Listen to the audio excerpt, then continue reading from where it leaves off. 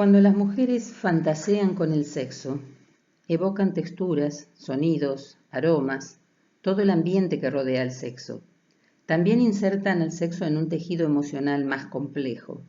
Suelen hablar más frecuentemente del bienestar, la comunicación, el amor, la intimidad, el contexto emocional que rodea al coito. En cambio, los hombres hablan de vigor, potencia, excitación, frecuencia y otros aspectos más vinculados con la cópula. El objetivo de esta clase es brindar los conocimientos básicos acerca de la sexualidad humana, aprender a proporcionar información y asesoramiento en la consulta a las mujeres acerca de sus problemas sexuales y comprender cuándo es necesario derivar a un especialista. Definimos a las disfunciones sexuales femeninas como una compleja interacción de factores biológicos, psicológicos, sociales y vinculares que tienen influencia en la respuesta sexual humana y que impacta negativamente sobre la salud sexual y la calidad de vida. Vamos a describir la respuesta sexual humana según el modelo de la doctora Helen Kaplan. En la respuesta sexual humana, en el modelo trifásico, contamos con una fase de deseo, una fase de excitación y una fase de orgasmo. En la fase de deseo vamos a tener los siguientes parámetros para considerar. Sabemos que el deseo sexual está conformado por el impulso biológico, la motivación psicológica y la aspiración cognitiva. El impulso biológico lo llamamos al componente innato que se activa frente a los estímulos sexuales para los que estamos biológicamente preparados. Este es modulado por hormonas, como es la testosterona biodisponible, tanto en varones como en mujeres, y por los neurotransmisores cerebrales que son la dopamina, la oxitocina, el GABA y la serotonina, entre otros. Hablamos también de una motivación psicológica, que dependerá de factores externos, como la seducción, la atracción, el contexto sexual, y de factores intrapsíquicos, como la autoestima, la imagen corporal y los sentimientos de amor, intimidad, respeto y cuidado. Y la tercera pata del deseo es la aspiración cognitiva, que es la aceptación del propio deseo, lo cual requiere una disposición emocional, afectiva y cognitiva. En relación a la fase de excitación, sabemos que se trata de una serie de cambios psiconeurovasculares que preparan al cuerpo para el coito. Es una respuesta refleja que puede ser inhibida por señales negativas del cerebro. Se manifiesta como una vasodilatación refleja a nivel genital que es mediada por la rama parasimpática del sistema nervioso autónomo y que se traduce en cambios locales y generales. Dentro de los cambios locales, contamos con la lubricación vaginal, el aumento de la turgencia y la coloración de los labios mayores y menores, la erección del clítoris, el aumento de la turgencia de las paredes vaginales y parauretral, la elongación y dilatación de la vagina y la elevación del útero. Y como cambios generales, percibimos en nuestro cuerpo el aumento de la turgencia mamaria, la erección de los pezones, el aumento de la frecuencia respiratoria, el aumento de la frecuencia cardíaca, el aumento de la tensión arterial, la sudoración profusa, el rubor de la piel y la salivación. Esto último depende de los niveles de estrógenos y andrógenos. El orgasmo femenino es un reflejo que se produce por estimulación directa o indirecta del clítoris y cuyo efecto se siente en la vagina y en todo el cuerpo como una serie de contracciones rítmicas. Se trata de una respuesta corporal total, explosiva y placentera, mediada en el sistema nervioso simpático cuando la tensión sexual acumulada durante la fase de excitación alcanza su acmé.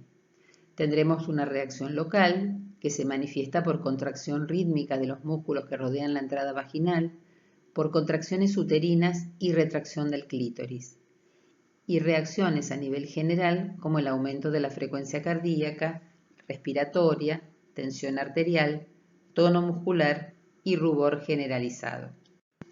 A lo largo de la vida, la respuesta sexual femenina puede ir cambiando de acuerdo a las diferentes circunstancias vitales. Así, en el periodo de enamoramiento suele ser mucho más rápida y fácil.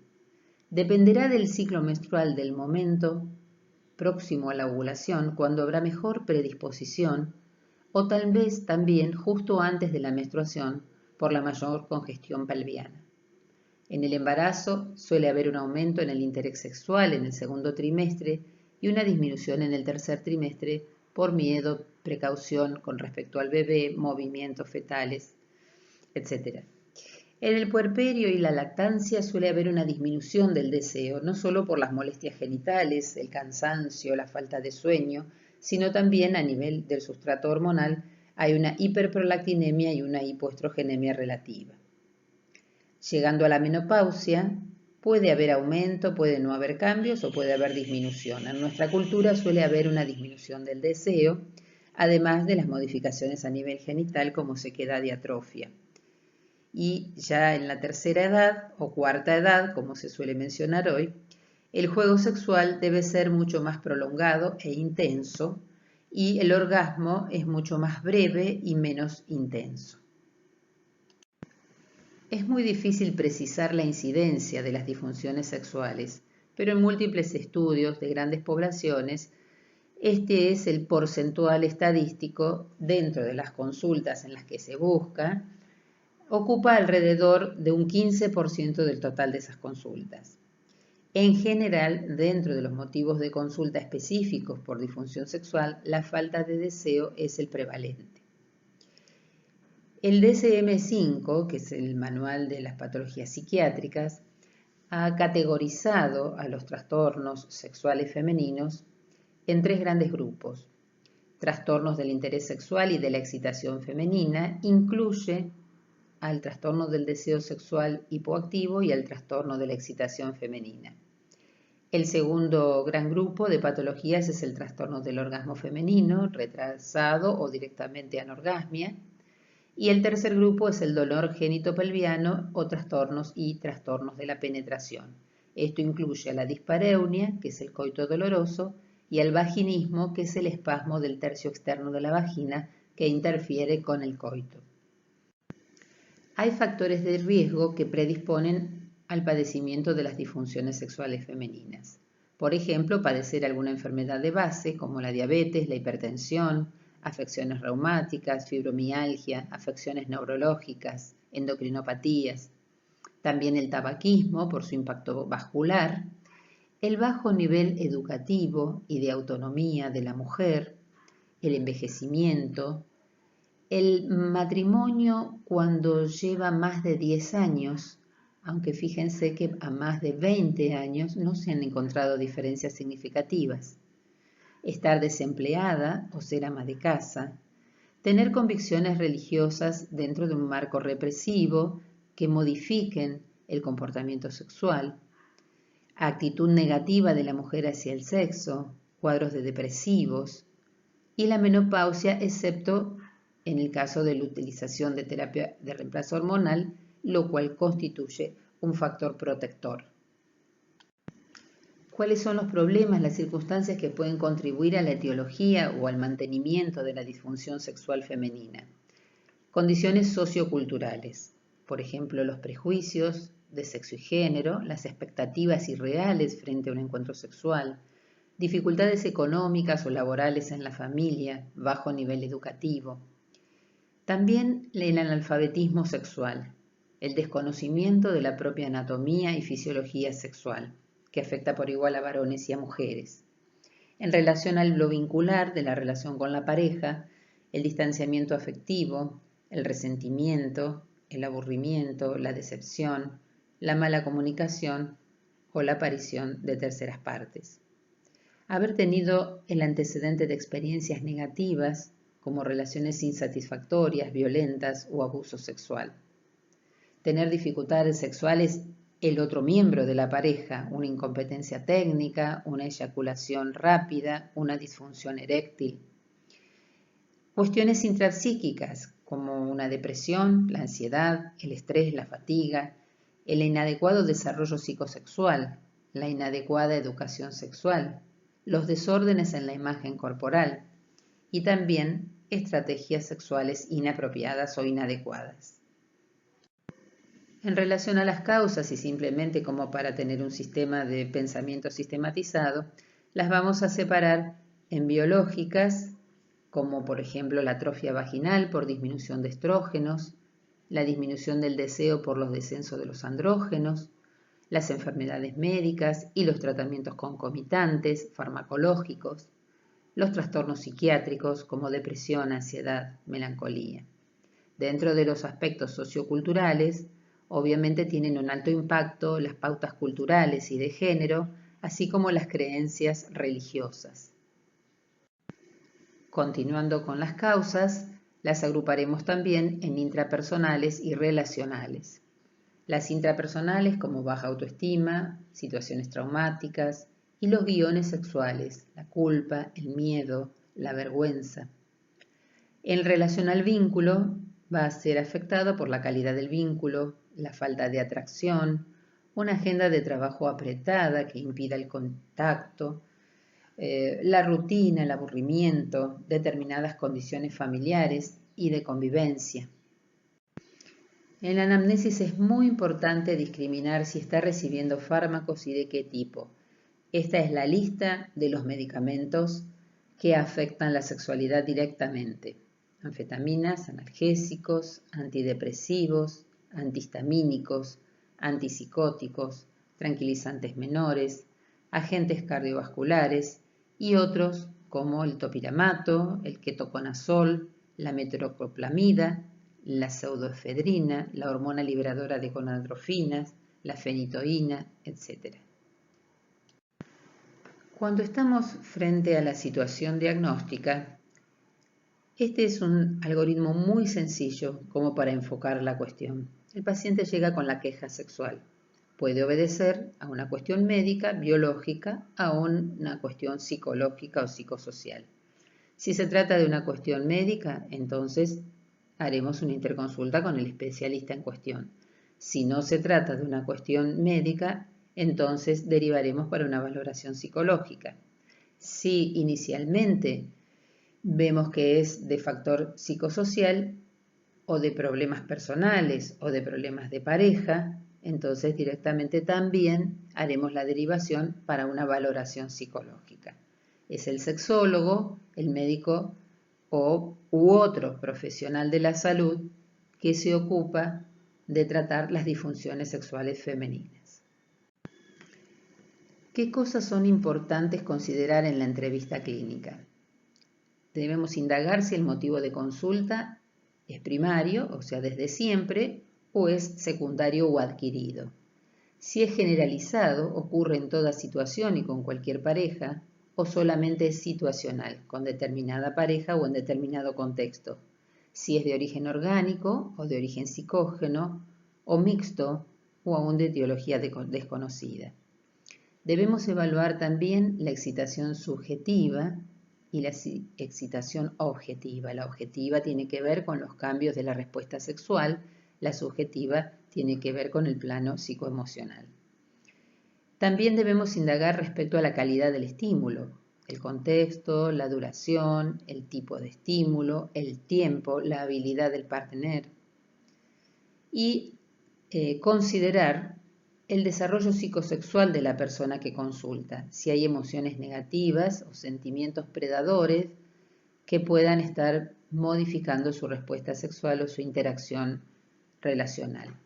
El contexto relacional pone en jaque un montón de situaciones que se dirimen en la pareja, como condiciones familiares, disputas de género y de roles, lucha de poder, cuestiones de dinero, manejo económico dentro de la pareja, determinados trabajos que exigen demasiado compromiso y tiempo, en fin, todo aquello que haga a lo vincular.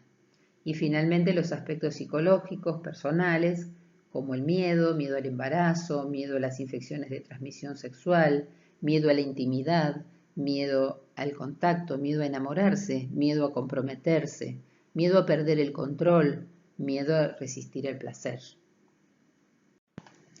En la investigación de su historia médico-quirúrgica debemos indagar no solamente las enfermedades de base y la medicación que recibe, muchas de ellas de uso frecuente afectan la respuesta sexual y por ende pueden generar disfunciones sexuales.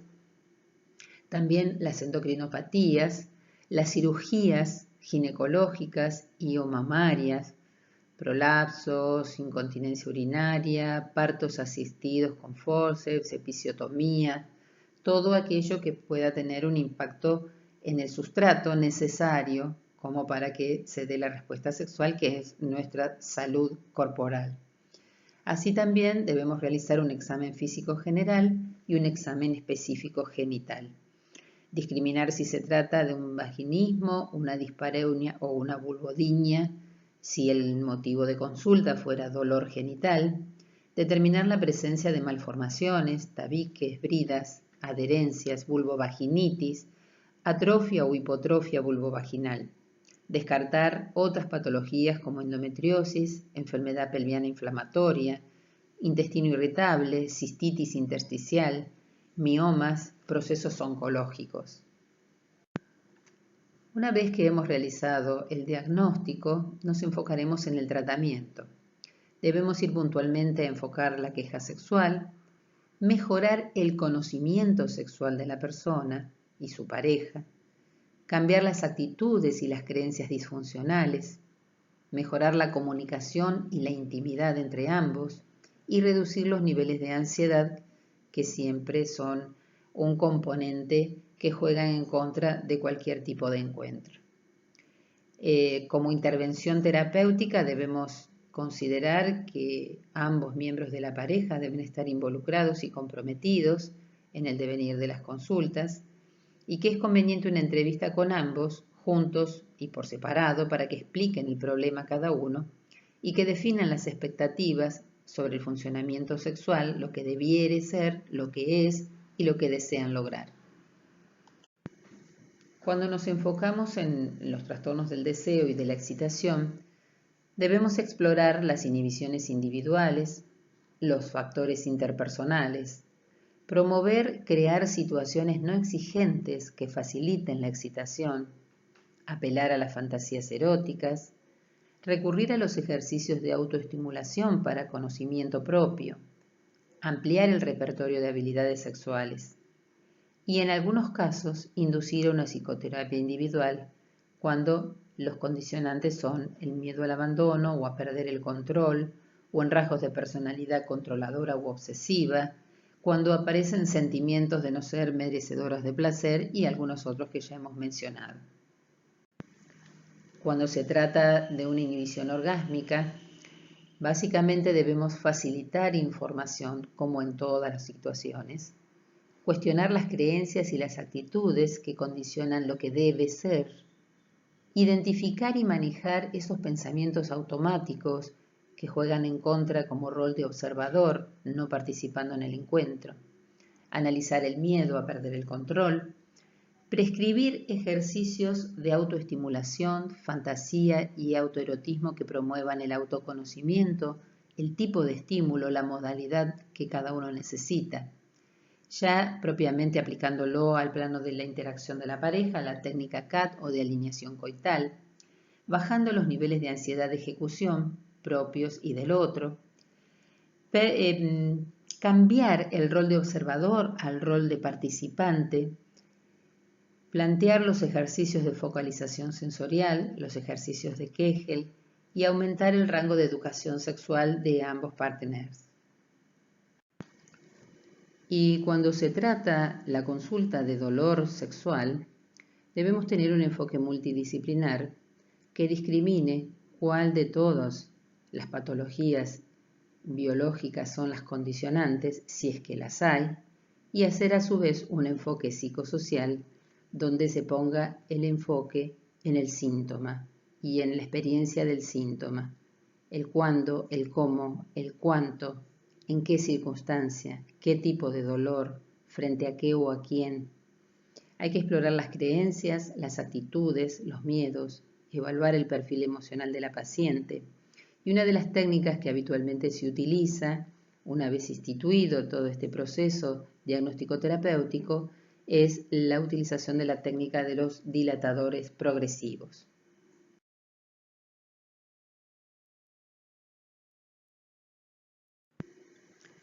Una de las voces reconocidas en la sexología argentina es la de la psicóloga Laura Caldiz, quien hace ya 20 años aproximadamente hizo la siguiente reflexión que sigue hoy tan vigente como entonces. Los conocimientos sobre la sexualidad humana que la ciencia actual puede ofrecer nos muestran un panorama complejo para la sexualidad femenina. Ya no se trata de síntomas, sino de mujeres pasando por diferentes etapas vitales, cumpliendo demandas propias y también demandas masculinas, impulsadas por ciclos hormonales y también por sentimientos y emociones, con una vida sexual estructurada según construcciones culturales, pero también obedeciendo a mandatos ancestrales de lo que significa ser hembra para nuestra especie. No necesitamos píldoras mágicas que produzcan excitación, ni inyecciones orgásmicas.